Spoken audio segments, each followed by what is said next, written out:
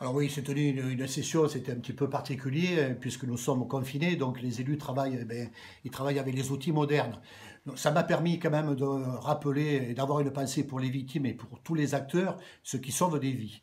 Également, une pensée pour, bien sûr, nos services, celles et ceux qui ont été en pleine activité, qui ont permis que le département fonctionne, et aussi en lien avec la directrice générale des services, et puis le cabinet et sa directrice qui ont su jouer ce rôle, je crois, de coordination entre le président et les élus.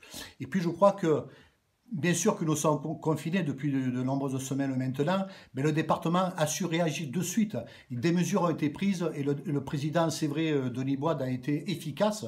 Il nous a associés aux mesures les plus importantes, notamment je pense aux questions alimentaires, et puis je pense aussi au fait de l'achat des masques, je pense aussi au versement du RSA et permettre aussi à ce que le RSA puisse travailler de façon saisonnière, notamment sur les questions de l'agriculture. Nous avons pu, dans les conditions que j'ai indiquées tout à l'heure, pouvoir voter 50 millions, bien sûr, qui sont importantes pour nous, mais c'est 50 millions de dépenses pour les associations, pour, je crois, le fonctionnement, mais aussi c'est de l'anticipation pour l'avenir, c'est-à-dire que de permettre aux associations, celles qui jouent un rôle important pour les gens en difficulté, que ce soit dans les quartiers populaires, mais les gens qui sont aujourd'hui en télétravail ou qui sont bien sûr en chômage partiel.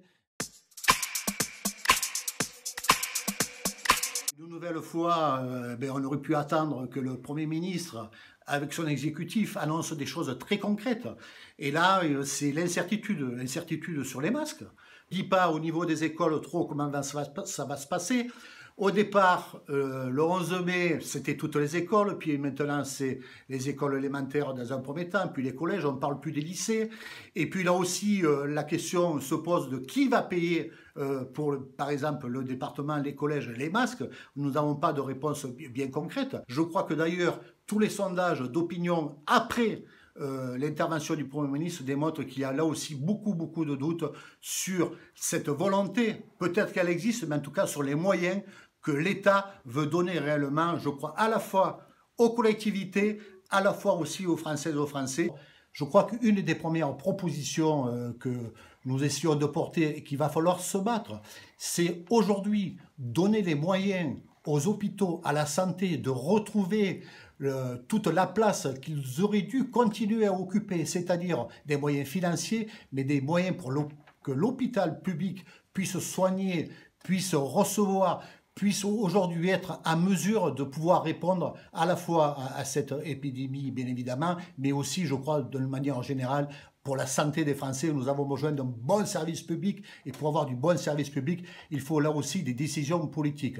Et puis, je crois aussi qu'il va falloir avoir des moyens de l'État pour les collectivités, je dirais toutes les collectivités. Pour cela, il y a des possibilités. J'étais en train de regarder, c'est vrai qu'il y a par exemple la Banque Centrale Européenne, les moyens de solidarité, bien sûr, il faut là aussi prendre et agir sur les prix. Il y a la question de la finance, donc la TVA, les systèmes financiers, donc il y a aussi la bourse, la fiscalité. Donc tout ça, on voit qu'il y a des possibilités de trouver des moyens financiers, à la fois pour le service public, à la fois pour les entreprises, et à la fois pour que ce ne soit pas aujourd'hui les salariés qui payent la note. Je crois que là aussi, il va falloir être très vigilant.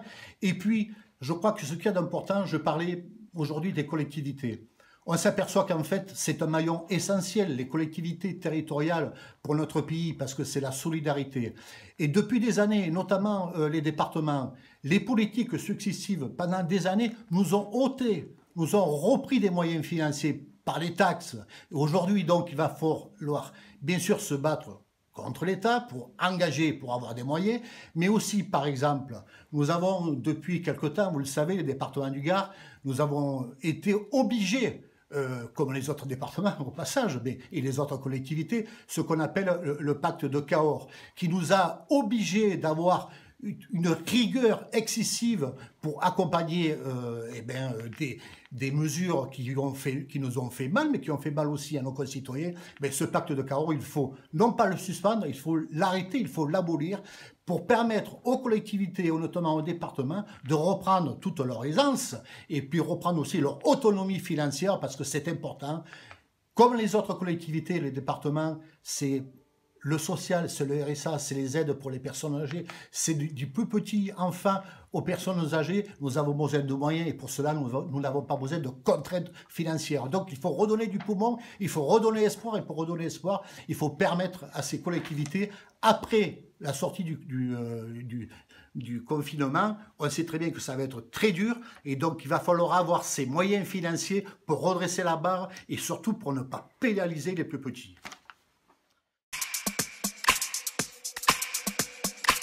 Mais c'est la question de la solidarité, c'est la question sociale, bien sûr, et c'est la question tout simplement de l'humain. Et pour cela, bien évidemment qu'il va falloir s'investir. C'est un domaine que le département du Gard aussi connaît bien, puisque je vous rappelle que le budget du département du Gard, c'est plus de 58% pour le social. Donc dans les jours à venir, ceux qui ont souffert, ce qu'on dit les invisibles, ceux qui sont aujourd'hui en difficulté, nous savons aujourd'hui qu'il y a des gens qui ont des difficultés pour manger. Il y a des queues devant, par exemple, des structures associatives telles que le Secours Populaire ou encore le Resto du Cœur, où les files se sont agrandies. Il y a de plus en plus de gens des quartiers, mais au-delà des quartiers qui vont demander pour pouvoir manger. Et donc, c'est notre priorité, c'est-à-dire l'humain, le social, ça va être la priorité, je crois, dans les jours à venir, bien évidemment. Ceci dit, le 1er mai, nous avons l'habitude de manifester, des rassemblements, et de nous retrouver pour Nîmes, en tout cas, dans la cour du Prolet, parce que c'est un moyen d'échange et c'est un moyen aussi, je crois, d'avoir, en tout cas, de faire avancer les propositions. Parce que le 1er mai, c'est la fête du travail. Nous sommes d'accord, c'est le jour où on doit faire avancer notamment les revendications et les propositions. On parlait tout à l'heure par rapport aux effets de cette crise. Va se poser la question des salaires. Tout comme on va se poser aussi la question du droit, la question du contrôle de l'argent public dans les entreprises. Parce que bien sûr qu'il faut aider à ce que les entreprises trouvent des moyens financiers pour être relancées. On sait que dans le Gard, ça va être très important puisqu'il y a beaucoup de petites et de moyennes entreprises, mais aussi des grands groupes. Mais bien sûr qu'il faut des moyens, mais c'est bien de donner les moyens, mais aussi il faut le contrôle. Le contrôle de l'argent, c'est l'argent public, c'est l'argent de l'État, c'est notre argent, ce sont nos impôts. Donc le contrôle dans les entreprises pour savoir à quoi va servir cet argent-là, bien sûr pour redémarrer, refaire repartir l'économie, mais aussi pour pas avoir de licenciement et demain matin aussi pour régénérer, je crois, au niveau de l'économie et de la création d'emplois, tout comme l'augmentation des salaires. Et puis vous savez, moi je tiens à un point très important. Le Code du travail dans ce pays, il a été complètement démantelé. Tous les acquis qui sont arrachés et non pas donnés, ils sont gagnés les acquis parce qu'il y a des luttes. Le Code du travail a été petit à petit dépaissé. Eh bien, il faut redonner dans les entreprises parce qu'on s'aperçoit qu'avec le Covid-19, c'est-à-dire que là, nous sommes à la fois dans le social, mais à la fois aussi dans une crise aujourd'hui qui touche la santé. Le CHSCT, c'est un moyen pour les salariés de savoir si les conditions de travail sont bonnes et dans le cadre de la reprise du travail, il aurait été important qu'il y ait des contrôles pour savoir si les entreprises ont bien les masques, s'il y a bien tous les produits d'hygiène pour se désinfecter, s'il y a bien tout ce qu'il faut pour se protéger et d'être un premier revendicatif. Il faudra être au balcon, il faudra avoir de la chanson, il faudra faire voir que nous sommes présents, qu'on lâche rien, qu'on lâche pas le terrain et qu'en même temps, on va repartir, je crois, de façon conquérante.